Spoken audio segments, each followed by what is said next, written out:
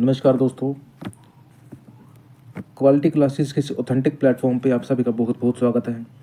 दोस्तों, जैसा कि आप सभी जानते हैं कि रेलवे ग्रुप डी 2025 के जो ऑफिशियल नोटिफिकेशन है दोस्तों, वो जारी हो चुका है और 23 जनवरी से दोस्तों जो उसके ऑनलाइन फॉर्म जो है दोस्तों फिल होने शुरू हो चुके हैं। लेकिन साथियों, रेलवे ग्रुप डी के अंदर दोस्तों कई प्रकार की पोस्टें हैं। कई प्रकार की क्या दोस्तों, रेलवे ग्रुप डी के अंदर दोस्तों 14 प्रकार की पोस्टें हैं। साथियों, कहीं ऐसा न हो कि आपका सिलेक्शन किसी गलत पोस्ट पे हो जाए। साथियों, मेरे को पता है कि आप बहुत मेहनती हो, आपकी पढ़ाई बहुत अच्छे तरीके से चल रही है, लेकिन इस स्टडी के साथ साथ आपको इन पोस्टों के बारे में जानना बहुत ज़रूरी है। साथियों, हम मान लेते हैं कि आप किसी चेन्नई जोन में दोस्तों अप्लाई करोगे, लेकिन चेन्नई जोन में दोस्तों हम मान लेते हैं कि आपने पॉइंट्समैन की जो पोस्ट है दोस्तों वो ऊपर रख ली है अपनी पोस्ट पर रेफरेंस के अंदर। लेकिन अगर वहाँ पॉइंट्समैन की पोस्ट वो बिल्कुल गिनी चुनी हुई, अगर मान लीजिए 2 4 5 6 पोस्टें साथियों, तो वहाँ कंपटीशन बहुत ज़्यादा हो जाएगा। और साथियों, इन 14 पोस्टों के अंदर हर पोस्ट का साथियों अपना अपना जो है मेडिकल स्टैंडर्ड है। और ये जो दोस्तों 14 पोस्टें ग्रुप डी के अंदर आई हैं, ये रेलवे के अंदर दोस्तों अलग अलग डिपार्टमेंट हैं, तो उनके अंदर भी दोस्तों अलग अलग काम है। तो इन आपको 14 पोस्टों के बारे में, आपको हर पोस्ट के बारे में जानकारी होनी चाहिए, उनके काम के बारे में जानकारी होनी चाहिए, उनके मेडिकल के बारे में जानकारी होनी चाहिए साथियों। और इससे सबसे मेन इंपॉर्टेंट बात है साथियों, आप जिस जोन में जिस पोस्ट के लिए अप्लाई करना चाह रहे हो वहाँ उसकी सीट कितनी है, उसकी सीट कम है ज़्यादा है, तो दोस्तों उसी हिसाब से साथियों आपने जो है अप्लाई करना है, अपनी पोस्ट पर रेफरेंस फिल करनी है साथियों। इसलिए मैंने इसमें लिखा है कि फॉर्म भरने से पहले ये बात जरूर जान लेना, कभी बाद में पछताना न पड़े। क्योंकि दोस्तों पिछली बार ग्रुप डी में दोस्तों जो कैंडिडेट दोस्तों सिलेक्ट हुए थे, उनमें से बहुत से कैंडिडेट ने, जो बहुत टैलेंटेड कैंडिडेट थे, उनने वो यही गलती कर दी थी कि उन्होंने इसके बारे में जो जानकारी है वो नहीं प्राप्त की थी, इसलिए उनको थोड़ा सा परेशानी का सामना करना पड़ा था। तो मेरा आपसे यही निवेदन है कि वीडियो लास्ट तक जरूर देखें, आपको सारी चीज़ें इसमें क्लियर हो जाएंगी। तैयारी से लेकर के फॉर्म फिल करने से लेकर के साथियों आपकी ज्वाइनिंग तक का जो सारा प्रोसेस है साथियों, वो हम आपको इस वीडियो में बताने वाले हैं। चलो दोस्तों शुरू करते हैं इस वीडियो को। ग्रुप डी में जैसे साथियों मैंने आपको बताया, ग्रुप डी में दोस्तों आपकी बार 14 प्रकार की पोस्टें हैं। यह दोस्तों पॉइंट्समैन हो गया, ट्रैक मेंटेनर होगा साथियों। तो आपको हर पोस्ट का दोस्तों जो है काम दे जानना भी जरूरी है साथियों। जैसे ट्रैक मेंटेनेंस जो पोस्ट है साथियों, ट्रैक मेंटेनेंस का जो काम है साथियों, ये जो काम है ये लेबर वर्क होता है। जैसे दोस्तों जिस ट्रैक पर रेल चलती है उसको मेंटेन करना, उसकी दोस्तों पटड़ी है जो पटरी होती है रेलवे की, उसको दोस्तों उसको ठीक करना। जब वो आपने देखा होगा कि बहुत सारे बंदे रेलवे में रेल की पटरी कई बार लगे होते हैं, वो ट्रैक मेंटेनेंस का काम होता है। और साथियों इन पोस्टों में हर पोस्ट का अलग अलग मेडिकल लेवल है साथियों। आप में से बहुत जो कैंडिडेट हैं उनको शरीर में कोई ना कोई प्रॉब्लम हो जाती है, किसी आइज़ में प्रॉब्लम हो जाती है, किसी ईयर में प्रॉब्लम हो जाती है, किसी की शरीर में कहीं भी दोस्तों जो है दिक्कत हो जाती है। तो इसलिए आपको अपने मेडिकल स्टैंडर्ड के हिसाब से कि दोस्तों आपको पोस्ट पर रेफरेंस देनी पड़ेगी। और मेन बात दोस्तों सीट की है। आप जिस जोन में भरोगे, आप जिस जोन में अपनी पोस्ट पर रेफरेंस फिल करोगे, वहाँ पे दोस्तों सीट कितनी है, सबसे मेन बात सीट का है। अगर दोस्तों वहाँ सीट कम हुई और साथ ही कंपटीशन बहुत ज़्यादा हो गया तो दोस्तों वहाँ आपका सिलेक्शन होना साथ ही थोड़ा सा मुश्किल हो जाएगा। और रेलवे के अंदर साथियों कई प्रकार के विभाग होते हैं। विभाग जैसे दोस्तों वहाँ पे इलेक्ट्रिकल का विभाग है दोस्तों, वहाँ पे मैकेनिकल का विभाग है दोस्तों, वहाँ पे दोस्तों कंस्ट्रक्शन का भी विभाग है।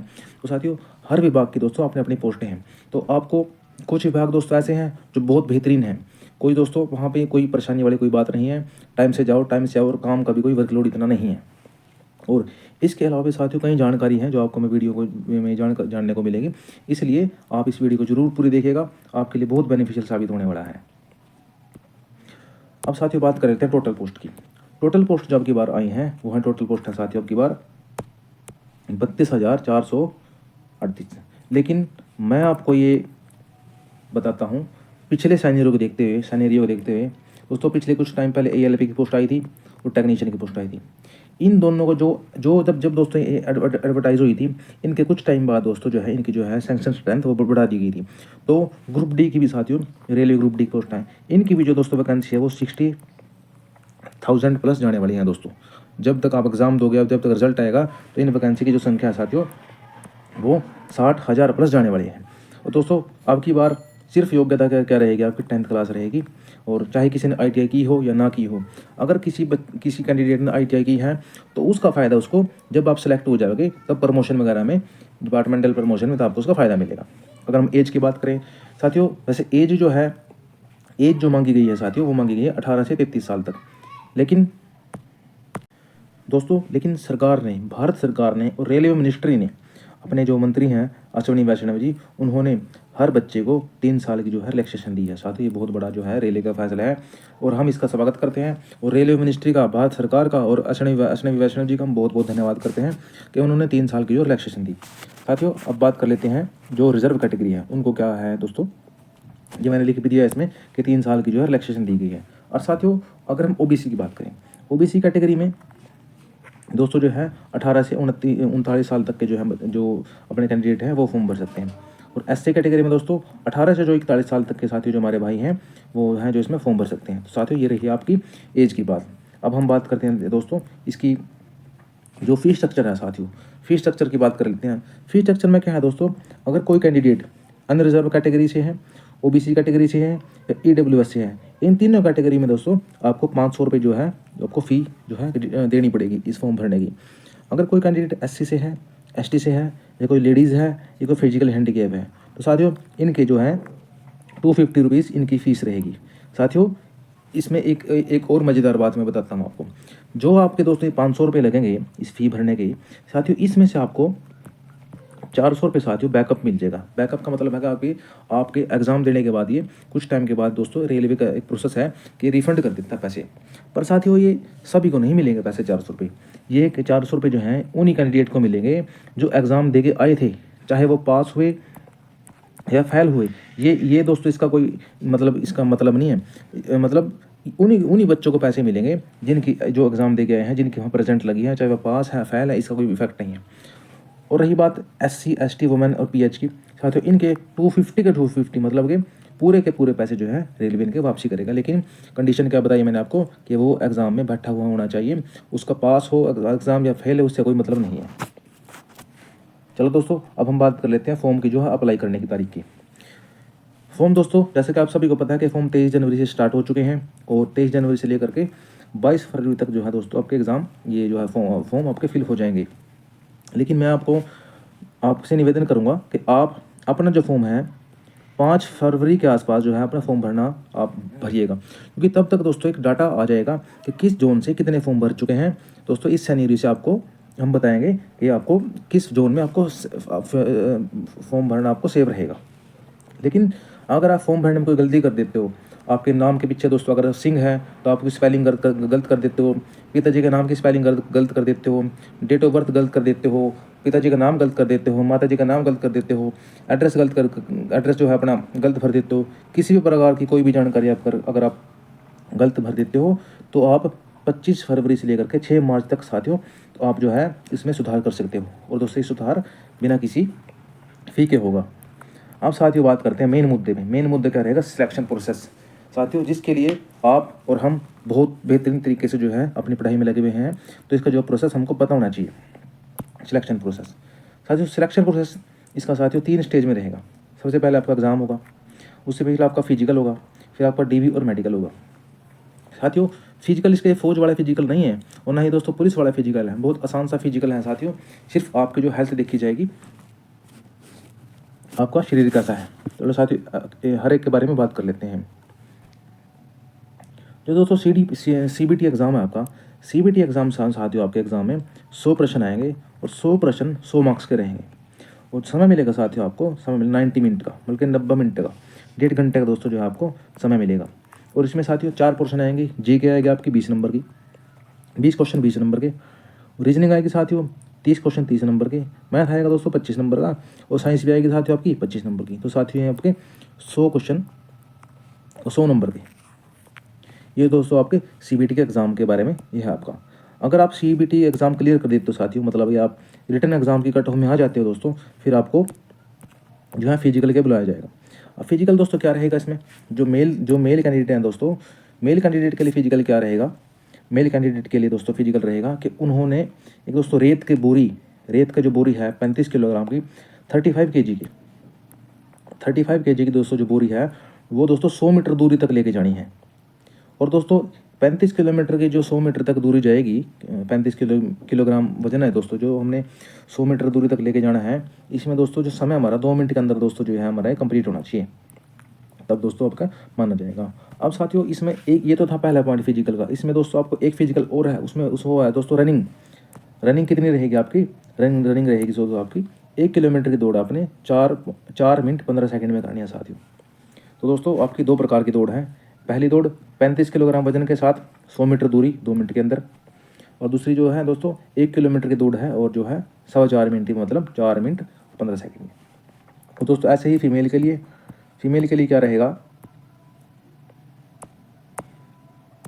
फीमेल के लिए रहेगा दोस्तों 20 किलोग्राम वजन, दूरी दोस्तों 100 मीटर की और समय वही 2 मिनट का।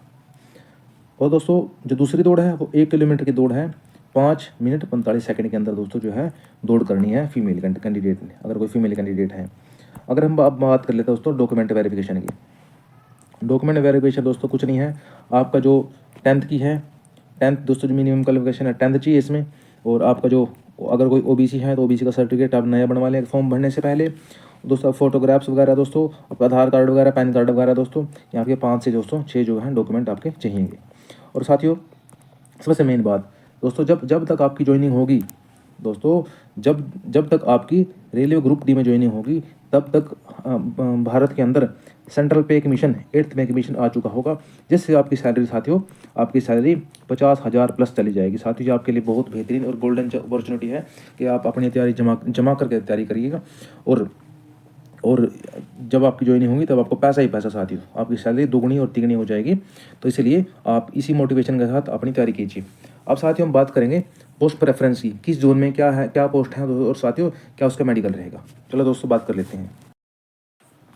दोस्तों चलो बात कर लेते हैं जो पोस्टें रेलवे ग्रुप डी के अंदर हैं, उनके जो डिपार्टमेंट हैं, उनके जो सब डिपार्टमेंट है दोस्तों, और उनका जो मेडिकल स्टैंडर्ड है साथियों, सबसे इंपॉर्टेंट बात इसके बारे में जो है बात कर लेते हैं। सबसे पहले मैं आपको नेम ऑफ पोस्ट बता देता हूँ। पोस्ट क्या रहेगी, असिस्टेंट, और इसमें डिपार्टमेंट SNT डिपार्टमेंट रहेगा, और सब डिपार्टमेंट दोस्तों कौन सा रहेगा इसमें साथियों, एक प्रोडक्शन यूनिट रहेगी, एक सिग्नल यूनिट रहेगी, एक वर्कशॉप रहेगी। असिस्टेंट दोस्तों जो है किसका असिस्टेंट है, वर्कशॉप का, और डिपार्टमेंट मैकेनिकल रहेगा, और सब डिपार्टमेंट वर्कशॉप रहेगी। और असिस्टेंट ब्रिज है, असिस्टेंट कैरेज वैगन है, और असिस्टेंट लोको शेड है साथियों, और इनके डिपार्टमेंट ये रहेंगे साथियों। अब अगर मैं आपको आगे बताऊं, assistant loco shed electrical department, assistant operation electrical का है, electrical department, assistant P way engineering department का है दोस्तों ये। साथियों आगे मेडिकल की बात करेंगे जो बहुत इंपॉर्टेंट है साथियों आपके लिए। अगर आपके अंदर थोड़ी सी भी शरीर में कोई प्रॉब्लम है तो आपको उसी के हिसाब से जो है चीज़ें करनी पड़ेंगी। अब दोस्तों assistant LT and AC workshop है दोस्तों, ये इलेक्ट्रिकल का है, आपको पता है AC वगैरह जनरल सर्विस। और assistant TL and AC electrical का है, जनरल सर्विसेज प्रोडक्शन यूनिट का साथियों। असिस्टेंट ट्रैक मशीन, साथियों आपने देखा होगा कि ट्रैक पे जो मशीन चलती है वो इंजीनियरिंग डिपार्टमेंट का है, और इसका जो है सब डिपार्टमेंट ट्रैक मशीन है। असिस्टेंट TRD इलेक्ट्रिकल का है, या TRD इसका सब डिपार्टमेंट है। पॉइंट्समैन B, साथियों पॉइंट्समैन B का देखो, ये जो मेडिकल स्टैंडर्ड है तो बहुत हाई स्टैंडर्ड है।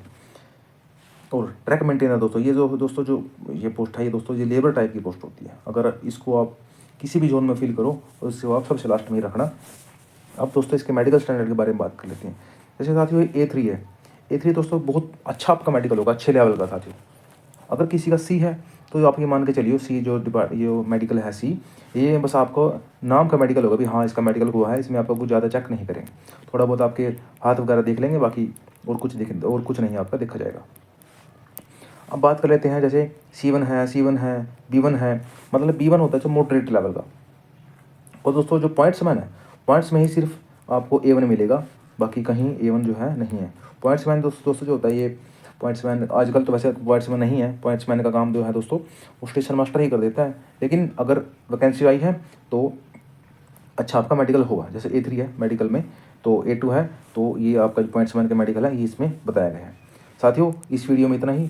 हम जब जोन की बात करेंगे दोस्तों 3-4 दिन के बाद, जब लोग फॉर्म भर लेंगे, तब हम आपको बताएंगे कि आपने कौन से जोन से फॉर्म भरना है, और कौन से जोन की जो क्या कट ऑफ है, और क्या हम आपको सारा डाटा जो है बताएंगे। दोस्तों धन्यवाद, जय हिंद, जय भारत। वीडियो को लाइक कीजिएगा, शेयर कीजिएगा, धन्यवाद।